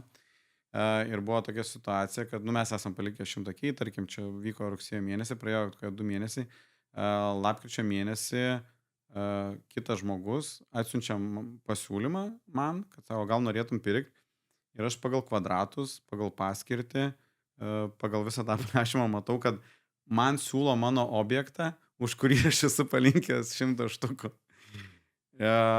Aš taip, okei, paimu, print screen'u, išsaugau, išsiunčiu tam pardavėjui, sakau, kaip suprast, kas per 2 nesąmonės, aš palikau 100 000, dabar man jau kitas žmogus mano objektą siūlo, oi, baigtų, sako, čia nesąmonė, nekreip dėmesio, čia viskas okei, viskas yra gerai, nekreip tu dėmesio, žinai, viskas tvarkoja. Okei. Tvarkosi tą žemę, žodžiu, nusikėlė ten, reikėjo perbražyti planą, užtruko, tarkim, galvojom, kad viskas truks iki lapkričio, panašu ten buvo, kad viskas užtruks iki vasario galo, ir ateina ten sausis, ir man sausi irgi tas pats žmogus, kuris siūlė pirkti, ten buvo 2 pastatai, vienas gamybinis, kitas administracinis, tai jis man siuntė tą gamybinį, jis man vėl iš naujo atsiunčia tą administracinį, ir aš matau, netgi nuotraukas atsiunčia. su nuotraukom, su kvadratais, su kaina. Ir jis antrą kartą man siūlo, sako jis jau rašo, sako, nusipirkau pastatą, gal tu norėtum pirkt. Nu, ten tiek ir tiek už kvadratį metrą. Ir aš žiūriu, nu taip širdis tik plak greičiau pradėjo. Aš esu palikęs 100 000 avansą, kaip man dabar atgal selina tą patį objektą ir antrą kartą. Nes aš suprantu, kad vieną kartą galiu. Aš skambinu tam savininkui, sakau, klausyk, tai kaip čia yra. Sako, sakau, tai mūsų sutartis ten dar galioja 2 mėnesius. Nu, iki to, tai kaip čia dabar yra, kad... O sako, tai tu atgal savo avanso negavai? Ne, sakau, negavau. O rašto negavai nutraukimo? Ne, sakau, kokį ten pagrindų mes nutraukinėm. Nu, tai žinai, čia mes nespėjom laiku sutvarkyti. Nu, tarkim, ten mūsų sutartis yra vasario 20, o savivaldybė priims sprendimą vasario 24. Tai mes nespėjom laiku sutvarkyti ir žinok, mes čia nutraukėm sutartį, sakau, bet pas man yra sąlyga, kad aš galiu atsisakyti to punkto ir mes žygiuojam daryti sandorį. Nu, žodžiu, tai long story short, ar ne, kitas žmogus, tas, kur siuntėt pasiūlymą, permušė mane ten ant 250 ar kiek tūkstančių tam pardavėjui.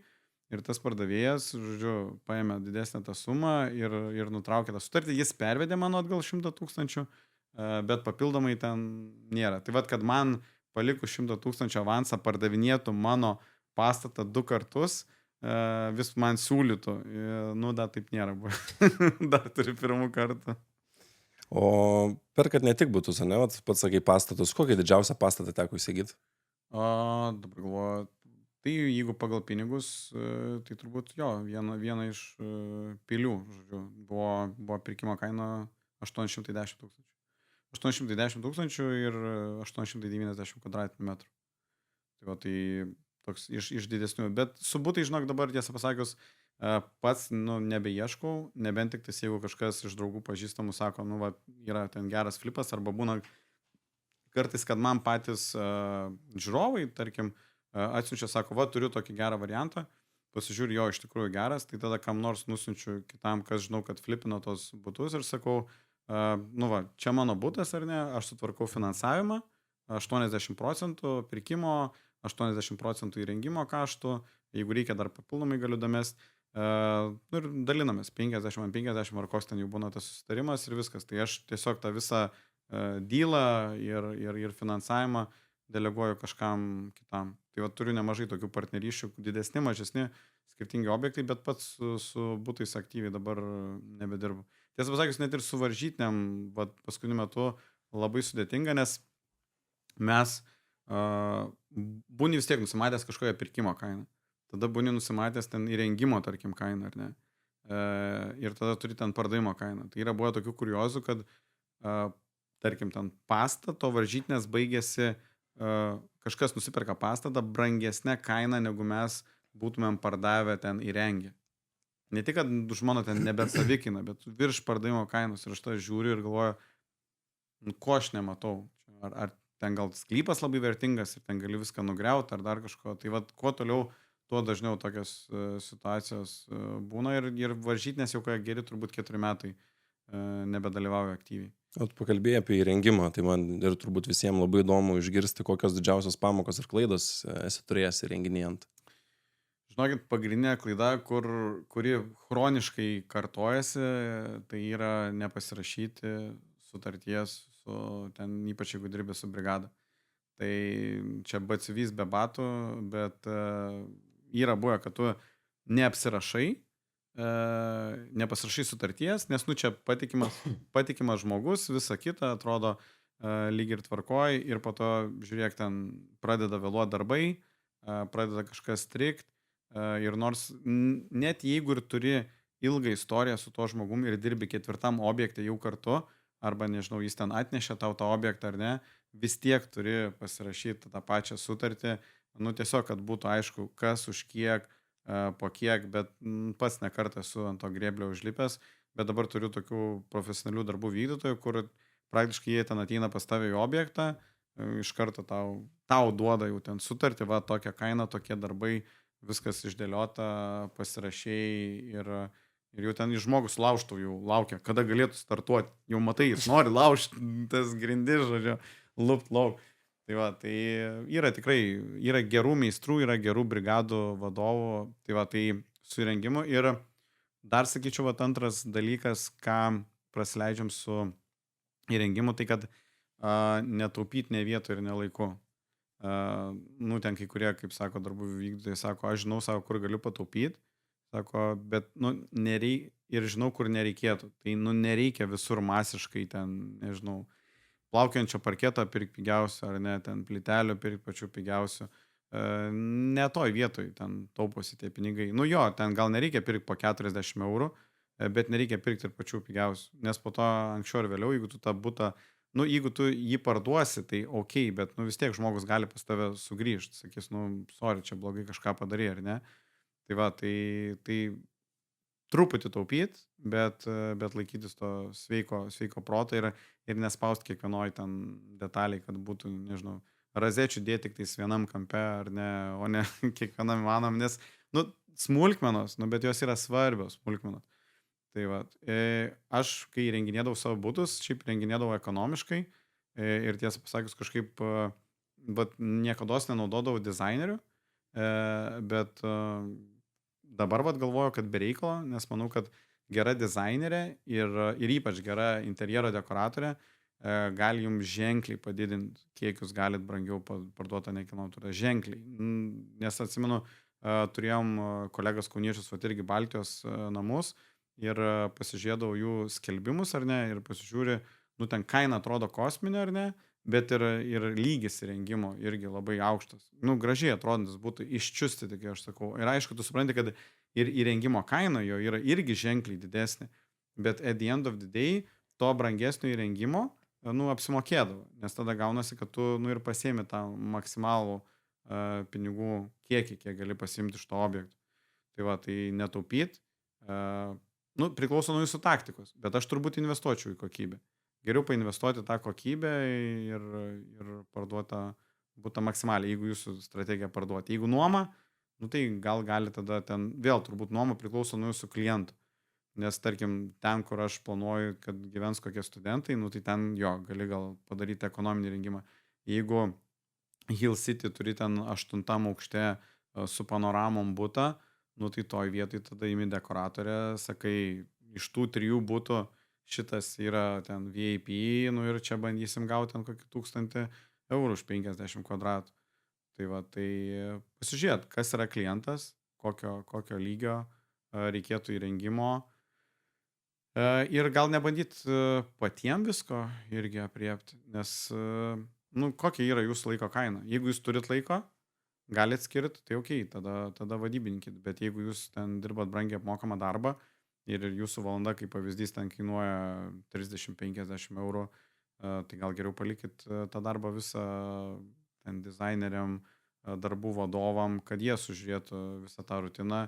Jūs kalkit babkes, žodžiu, samdykit specialistus ir žiūrėk, gal tau specialistai viską, nu, ir sutaupys ir užbėgs nemažai problemų už akių. Nuo pirmo buto perkamo iki pastatų už 900 000. Kokia yra didžiausia klaida tavo buvus padaręs? Kokia brangiausia klaida? Brangiausia.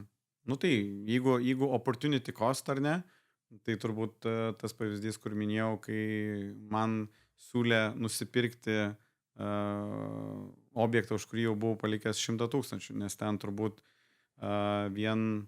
jeigu kažkas vat nupirko 250 000 daugiau, nu tai vat jau toj vietoj buvo prieaugis 250, tai dar neskaitant kiek išvyščius, nes ten vieną pastatą ten išvyščius apie 1000 kvadratinių metrų, tai vien tenai galėjai turbūt padaryti kokį 500 000 lygioj vietoj. Tai va, tai 250 000 nupirkimo, 500 000 ant vieno pastato ir tada buvo dar kitas 4000 kvadratinių metrų, kur aš ten bijau net prognozuoti, kiek ten galėjau uždirbti, ten jau milijonai. O tu girdėjau, vienam etape, sakai, nupirkot butą Holivude ir tu darėjai su klientais apžiūrą, ne? Ką manai apie nekilnojamo turto brokerius? Aš pats buvau nekilnojamo turto brokeriu 2007-2009 metais. Tai... Nekaip sekės, suprantu. Nu, aš nuėjau nuomos keliu. Tuo metu, žodžiu, buvo tokia labai paprasta sistema, žodžiu. Gal neturėjau irgi gero tokio mokytojo, pavadinkim, ar ne, nes ne Capital, ar dar kažkur dirbu, bet mažoj nedideliai brokeriniai kontorai. Ir aš buvau nuėjęs į nuomos segmentą, gal iš ten tavo meilė ilgalaikį nuomai, kur tiesiog būdavo, kad skambini noriu skelbimų, ar alio, ar noriu, ir tiesiog susitari, kad nuvažiuoji tas, kas nuomoja butą, sakai, aš jums galiu pagelbėti, net telefonu, man atrodo, susitardai, kad aš jums galiu pagelbėti, nuvažiuoji, tiesiog sufotografuoji tą butą ir paprastuoju būdu įkeli į skelbių, į aruodą, ten 4 ar keli žmonės atvažiuoja, apsižiūri, tu išnuomoji, pasiemi 1 mėnesio tą įmoką ir būni laimingas pilietis. Bet puikiai atsimenu, vat, kai buvo, kad irgi aš daugiausiai įdavau nuomos, bet turėjau ir kelis pardavimo objektus. Tai iš pardavimo tai jokingiausia, tuo metu gal nebuvo pats geriausias metas pardavinėti nekilnojamą turtą, nes tikrai reikėjo, buvo beprasidedanti krizė ir tas toks pykas, sakyčiau, kaip jau verčiasi kainos, bet žmonės vis dar atsilieka, rinka jau pakritus, bet jie vis dar dėlėse, numušinėtas kainas dėlėse, kai jau numuša, jau vėl per vėlo, nes vėl rinka mano nukritus, tai aš puikiai atsimenu, kad padavė ten komisinių 5 ar 6 tūkstančius litų ir mašinai bandžiau iš 2 kartų suskaičiuoti pinigus, žinok, nepavyko. Gerai, jo, gerai. nes tuo metu skaičiau, tos pinigus tu skaičiuoji ir jaudulys yra ir, žodžiu, ten, nežinau, nemoka dar ir dabar, žodžiu, greit skaičiuoti pinigų. Mes buvom prieš tai epizodę kalbėję su pardavėju, turime epizodą padarę ir esminis dalykas, kad kalbėjom, kad daug kas nemėgsta pardavėjų profesijos, nes tu nori tau prakišti kažką įbrukti. Kaip manai, kodėl žmonės nelabai mėgsta brokerių profesiją? Kodėl žmonės nemėgsta brokerių profesijos? Aš atsimenu, kad man kas buvo sunkiausia, tie nuolatiniai skambučiai. Atsimenu tą tokį jausmą, ar ne, kad skamba tau telefonas ir tu jau ten nori vos neįmesti sieną. Nes, kai taisyklė, tu dirbi tada, kada kiti atsilaisvina, ar ne? Dirbi vakarais, dirbi savaitgaliais. Tai aš atsimenu, man tas, kad nuolatinis telefono skambėjimas gal buvo sunkiausia dalis. Ir aš manau, kad žmonės gali nemėgti dėl to, kad vis tiek brokerio specialybei tu vis tiek turi turėti truputį tą tokio charakterio tvirtumo, nes tu turi padėti žmogui priimti tą sprendimą, kad jis iki galo apsispręstų. Ir manau, kitiem gal yra sunku. O matai, dar plius dar yra daugelis... labai nemažai nekokybiškų brokerių, sakyčiau, tokie, kur truputį gadina tą. Yra buvę situacijų, kad atvažiuoju objektą, tai va, ten raktą pasimkit po akmeniu, pasiėmė, atsirakinė, pasidarai, tai va, viską matėt, klausimų turi, gal net nebuvo, ar klausimų turit. Ten tiesiog, kaip, tai galvoju, tai kam tas brokeris tada reikalingas, jeigu, tu viską self-service, ar ne, pats apsitarnauji, žodžiu, savarankiškai ir viskas, tai tada, man va irgi klausimas, tai gal tada už ką mokėt, ar ne? Iš tokių istorijų ir kyla, nes, girdžiu irgi pats eini nori aprodyti, tai pirmas dalykas turbūt nori staupyti, nes kainuoja tikrai nemažai, paprastam ten fizinukui, jeigu ten vystytojas vėl kitaip, daug objektų, neturi sales teamo, vėl kitaip išsisuka. Bet net ir vystytojų dabar, va, irgi Vilniuje reikia, irgi perkam, pusės pilies dydžio, pavadinkim, objektą, ir irgi ieškom, kad būtų žmogus, kuris dirba su naudojimas tvarkom, kad turėtų patirties, tai irgi 3% plus PVM. Taip. Ir kad irgi kita irgi brokerė, kad sako, turiu, ten va irgi patirties, esu 11, ten vienam name 11 tokių pardavus, sako, tai irgi, kaina irgi 3 plus PVM, tai taip, aš galvoju, bliamo, mano laikais tai biškai mažiau būdavo, tai 3 plus PVM skamba gerai. Bet objektas su naudojimus tvarka skamba labai įdomiai. Irgi gerai. Jo. Tai čia šitas tą atsveria, nes, žinai, aš galvoju, vat, kodėl žmonėm yra susidariusi ta tokia įdomi nuomonė. Tai manau, kad nėra turėję gerų patirčių, nėra gal uždirbę ir taip kartais tiesiog ta paslauga tau netinkama, jinai per brangi tau. That's it. Čia yra, turasme, tikrai, luxury prekė, yra prabanga ir kažkas eina pirkti Bentley saloną, kažkas eina Porsche pirkti, kažkas BMW eina pirkti, kažkas nori Volkswagen Jetta, žinai. Nei vienas automobilis nėra geresnis, nei blogesnis, kitoks price range. kitokio kainos segmentas ir kitą dalyką aptarnauja, žinai. Taip. Nes, jeigu tau nereikia ir tu pats gali bandyti, okei, vystytojai kartais samdo ir tus pačius brokerius, man, žinai, ir moka tos pinigus, o kartais daro vidinę sales teamą. Tai turbūt nėra nei vieno, nei blogo, nei gero, bet vat įdomu, žinai, iš tavo pusės irgi išgirsti, girdžiu, kad dažniausiai ir didžiausia problema yra horror stories ir kaina. Va čia reikia sverti. Blogas patirtis, manau, kad blogas patirtis irgi, bet man regis, tu netgi ar nemokymus esi irgi padaręs, kuriuose apie nekilnojamą turtą. Jo, bet ten aš padariau pirkėjam, kaip įsigyti nekilnojamo turto pigiau ir greičiau. Tai ten buvo toks. Dabar dėliojam strategijas irgi kaip apie brokerio veiklą, pardavimus, gal net tuos pačius ir gal net išeisim su kursu, kaip parduoti ant pačiam. Būtų įdomu, ne? Būtų visai įdomus 6 metų patirties brokerio išpažintis. Toks, žinai, viskas, ką moku, dabar mokat jūs. Tai visai įdomus variantas. Jo. Ir tu turi didelį kanalą nekilnojamo turto Skerys NT. Neklausiu turbūt, iš kur pavadinimas kilo, kaip sugalvojai. Turbūt gal, kad Giedrius Skerys kažkiek ir NT susiję kažko, mane? Šiaip tingėjom to vietoj pachaltūrinom, bet dabar jau, kai jau yra 14 000 sekėjų, jau kažkaip ir rebrandinti jau ranka jau nebekyla. Tai va, tai... Jo, beveik 14 000, aš ką tik žiūrėjau, tai turi kanalą Skerys NT, beveik 14 000 sekėjų. Kaip tai prisideda prie dylų, nežinau, finansavimo gavimo ir tavo sėkmės nekilnojamam turte? Prie finansavimo gavimo turbūt niekaip neprisideda. Žinok, manau, kad gal net kartais ir kenkia. Turiu tokį jausmą, kad, žinok, nėra, kad sakyčiau, kad čia, jau tave, nežinau, kažkas nebežiūrėtų ten kokiu nors rodikliu vien dėl to, kad tu ten esi tam tikroj srity žinomas žmogus. Bet iš tos pusės, kad tau nereikia pasakoti savo istorijos, arba bent jau dalies tavo istorijos, ir žmonės žino, kad tu iš tikrųjų vystai, kai kuriuos netgi objektus tavo žino, tau jau reikia pasakyti tam tikro objekto pavadinimą ar adresą, ir jie jau, okei, žinau, esu matęs video. Tai iš to, kad labiau žmonės pasitikė tavim, tai tikrai yra didelis privalumas ir pliusas.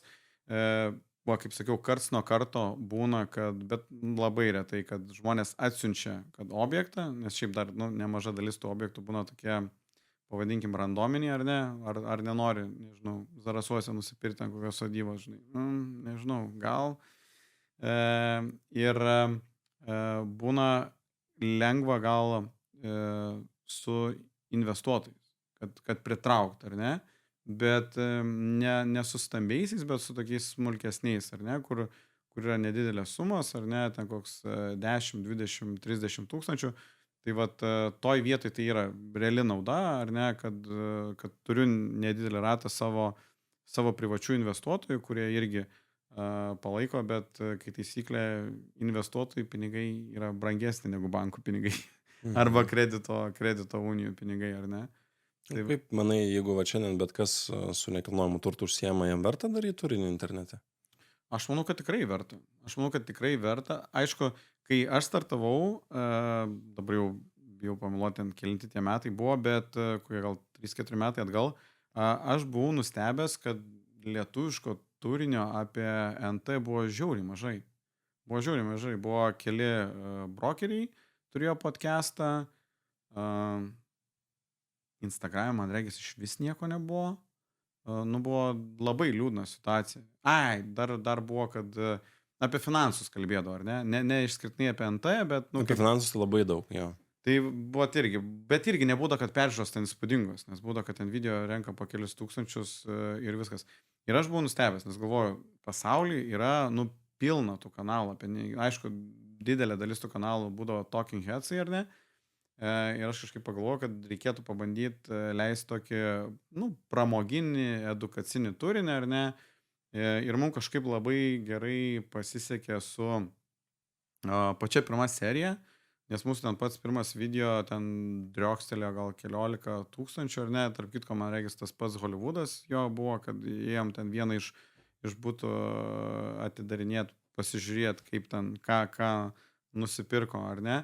Nu, ten toks horror story, žodžiu. Jeigu norėsit pažiūrėti, tai pažiūrėkit patį pirmą Skerys NT video, žodžiu, ten 8 minutės gal kiek trukmė.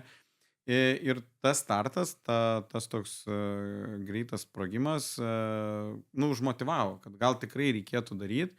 Ir aš, kai dirbdavau samdom darbe, būdavo aišku, ten sunku suderinti, savaitgaliai parduoti ir taip toliau, tai ir stengdavausi to turinio padaryti.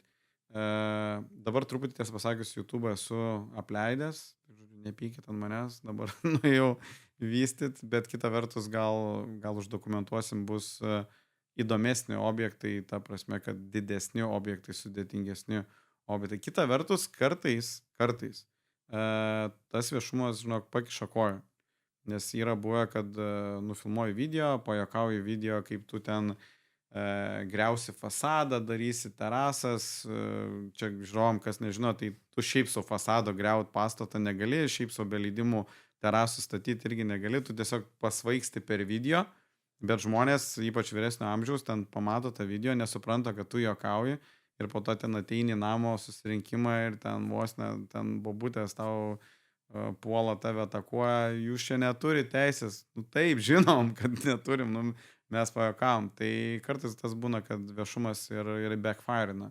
Tai, nu, nėra viskas vien rožiam klota.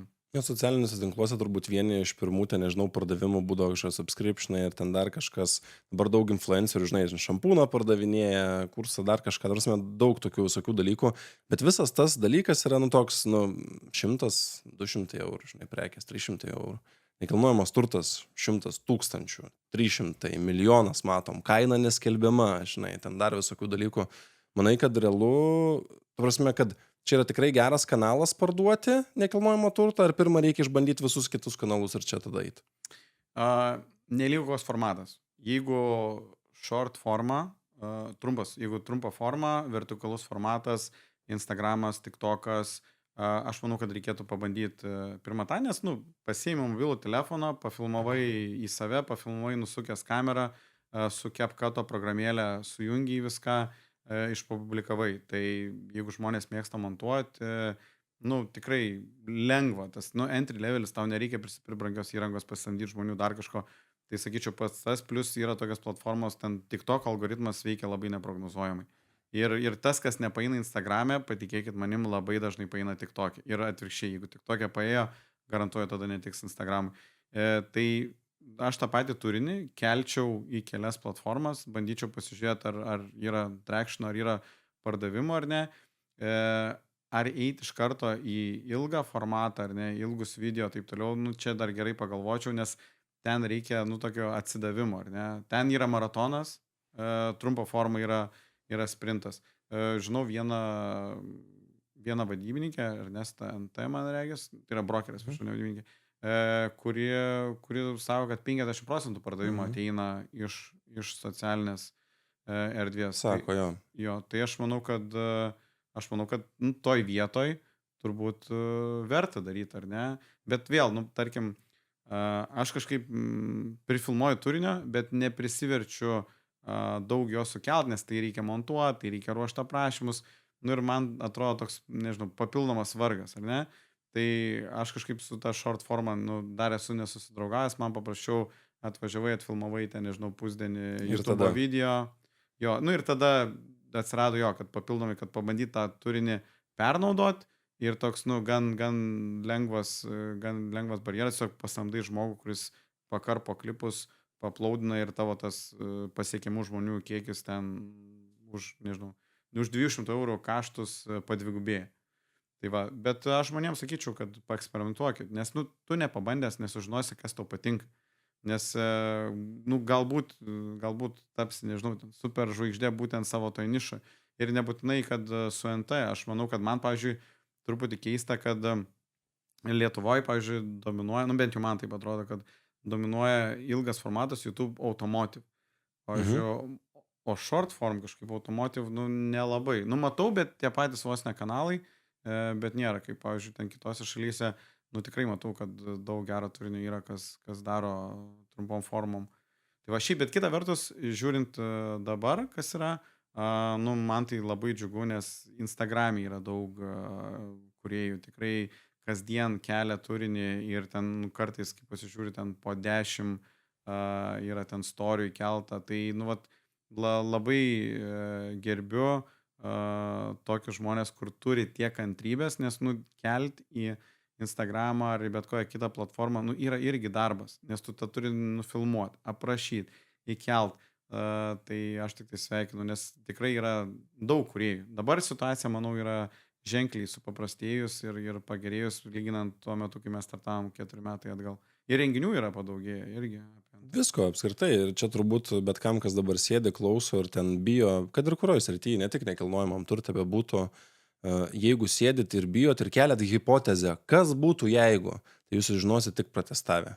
Nes Tomui, ar Mildai, ar jūsų kaimynui kažkokiam kitam, kuris bandė ir jam nepasisekė, tai gali būti, kad tiesiog jis nepadarė kažko vieno dalyko arba padarė nelaiku, pasakė ne taip ir dėl to jam. Tai visą laiką tą hipotezę norint kelti, tai reikia ją protestuoti, ar neveikia. Nežinai, jeigu tu būtum niekada nekėlęs pirmo video arba mes nebūtumėm niekada įkėlę pirmo podcast'o, nebūtumėm pamatę, kad wow, žinai, išsprogo, visai žmonėms patinka. Ir tai būna, kad neišsprogsta ir visai nepatinka ir ten komentarą kažkaip blogą parašo. Bet per kiekį, per bandymus tos, nu, vat... Reikia atrasti, kas tau tinka ir patinka, ar ne, koks formatas patinka ir, nu, turbūt po to pasižiūrėti, nu, tarkim, aš žinau, kad jeigu aš nuvažiuosiu į kažkokį apleistą ten pastatą, jeigu bus daug šiukšlių ir dar kažko, aš, nu, praktiškai esu tikras, kad tas video kokį kaip 20 000 peržiūrų lygioj vietoj surinks ir neskaitant dar, kad ten bus trumpų klipukų ar ne, kurie ten gal surinks ir netoli 100 000. Bet jeigu darysi ilgą, tarkim, kažkokį video iš konferencijos ar iš dar kažkur, beveik praktiškai galiu būti tikras, kad, nu, 10 000 peržiūrų jis nepasieks. Nu tai va, tai tu ir žinai, atrandi, kas tavo auditorijai prie širdies, kas tavo auditorijai nepatinka, tai va...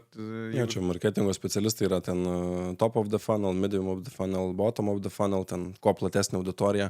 Mano iš viso toks labai susiformavo, aš anksčiau irgi keldavau apie nekilnojamą turtą, ten apžvalgas kažkokias, bet man pačiam tas nelabai. Ta prasme, man to kažkaip neskanu, kažkas neįdomu atrodo ir taip toliau.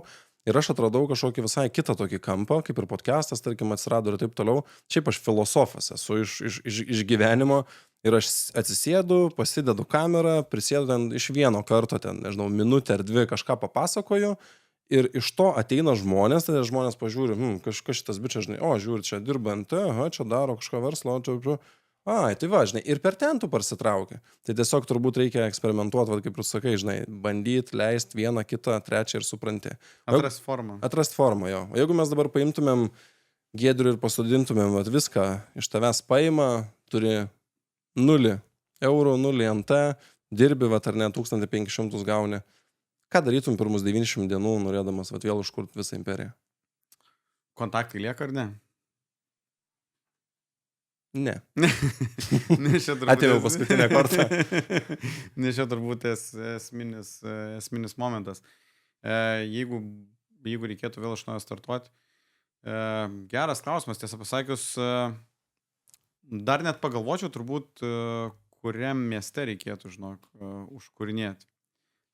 Nes tam pačiam, tarkim, kad ir Kaune ar Vilniui, man kartais atrodo, kad sudėtinga būtų startuoti dabar. Jeigu, tarkim, jaunas žmogus ateina, nori pradėti, jeigu seniau ten entry levelis galėjai kažką nusipirkti už 4, po to kažkada už 10, dabar turbūt jau, jeigu ne Hollywoodai, tai jau turbūt jau ten vieno kambario butai prasideda 40-50, tai tas lygis, kada tu gali užeiti, darosi vis aukštesnis ir vis brangesnis. Tai gal net reikėtų kraustytis, nežinau, į Kėdainius ar kažkada svarsčiau naują Akmenę, kad reikėtų gerai painvestuoti. Ir tikrai būtų buvęs labai geras investicinis sprendimas tuo metu, nes būtų jo irgi ten po 5 000 ir sakė, kam ten reikia. Su Mantu Mikočiūnu esam kalbėjęs, sakė, ten už cemento maišą galėjai nusipirkti būtų praktiškai. Už skolas. Galėjai už skolas. O išnuomot galėjai už tai, kad tu mokėsi komunalinius. Kad už tai, kad tu mokėsi komunalinius, buvo tavo nuoma. Tai aš turbūt pabandyčiau kažkur eiti, kur tas entry levelis yra truputį mažesnis ar ne. Ir tiesiog, šiaip turbūt pats pirmas žingsnis būtų prisijungti prie kokių nors bendruomenių, nebūtinai mokamų, yra ir įvairių ir nemokamų bendruomenių, patikėkit manim, ir atras daugiau bendraminčių, nes, mano tie visi tokie didžiausi objektai, didžiausi ten pirkimai, jie visi yra tie kartu su partneriais, net ir tą pačią pilį, tai mes ten esam 2 didėjai ir turim dar irgi kolegą mentorių, kuris irgi mums gelbėja. Tai vat, burt savo bendruomenę, vėl pabandyti, nežinau, suburt komandą, pabandyti susirasti finansavimą ir po truputį dėlioti. Arba kaip tik reikia didinti savo pajamas, ne? Jo. Ar darbe. Mokytis jo, daugiau uždirbti. Turim tokią tradiciją. Paskutinį klausimą užduoda prieš tai buvęs pašnekovas, nors jisai nežino, kas jisai bus. Oho, ilgas klausimas tavo atiteko. Tai klausimas, kuris atiteko tau, skamba taip. Koks yra vienas dalykas iš to, ką tik pasakojai iš to pokalbio metu, kurį pats įsidėsi dar šiandien į kalendorių, kad darytum to daugiau, nes pagalvoji, kad tau gal to visai trūksta. Kad reikėtų daryti daugiau. Tiesą pasakius, kažkaip gal surezonavo tie soc tinklai, iš tikrųjų, kad reikėtų pabandyti to, ką prifilmavęs esu, paleisti į laisvę daugiau, nes turbūt duok dievę ten kelių 10% to, ką jam žinau, uždokumentuoju. Tai va, tai turbūt gal toks. O kaip manai, kas stabdo kelt? Tokia vidinis kritikas, sakyčiau, toks, kad, gal čia nepakankamai gerai. Ego. Dabar, jo. Ego arba kad tas perfekcionizmas gal ne vietų, ne laiku. Turiu kolegą, Tomą, kuris sako, ką tu čia galvoji? Sako, tik kelk, uploading. Bet sakau, čia paveiksliuko neturim, ten dar kažko. Čia gal ir tos vidinės dvejonės dažnai būna taip, kad arba tas turinys išeina vėliau, ženkliai vėliau, ten, nežinau, pusę metų vėliau ar ne, arba iš vis, jeigu ten tas trumpas formatas, tai tiesiog jo nesuuploadini. Jo, čia Povilas buvo iš Fantazijos LT, sakė, pasaulį kūrė ir formuoja ne tie, kurie svajoja, o tie, kurie daro. Taip. Ir man, atsimenu, kažkada bijojau labai kažką daryti, kelt ir taip toliau.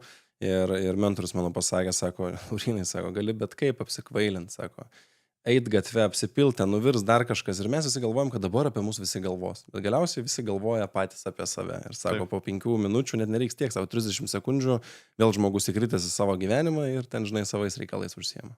Taip. Tai man buvo faina pamatyti žmogų, kuris atrado savo veiklą, kuris veikia galva kaip skaičiuotuvas, viskas gerai, viską supranti, bandai, ir man labai faina, kad darai tą turinį, įkvepi žmonės per kitokį formatą, kad esi pats šiltas žmogus, daliniesi, nes pats esu toj bendruomeniai, matau, kiek duodi žmonėms, atsakai į klausimus ir panašiai. Ir tikiuosi, kad kažkas, kaip ir aš, išsineš kažko gero iš to pokalbio. Ir jeigu matysim, kad visiems labai patinga, tai galėsim tą pokalbį pakartoti. O dabar noriu tau padėkoti, kad atėjai ir pasidalinai savo žiniomis su kitais. O aš norėsiu tave pasikviesti, kad, nežinau, po pusmečio gero gal užsuktum į Skerys NT ir galėtumėm vis tik išgirsti 6 metų brokerį išpažinti. Gerai, super, ačiū tau. Deal. Džiaugiuosi, kad peržiūrėjai šitą epizodą iki galo. Nepamiršk paspausti mygtuko prenumeruoti, o tave dar noriu informuoti su vienu nauju YouTube atnaujinimu. Tai YouTube'as turi dirbtinio intelekto algoritmą, kuris atrinko, kad šitas epizodas bus tau pats įdomiausias. Kiekvienas žmogus čia mato vis skirtingą epizodą priklausomai nuo to, kas jam aktualu. Tai linkiu paspausti ir pratęsti klausimą.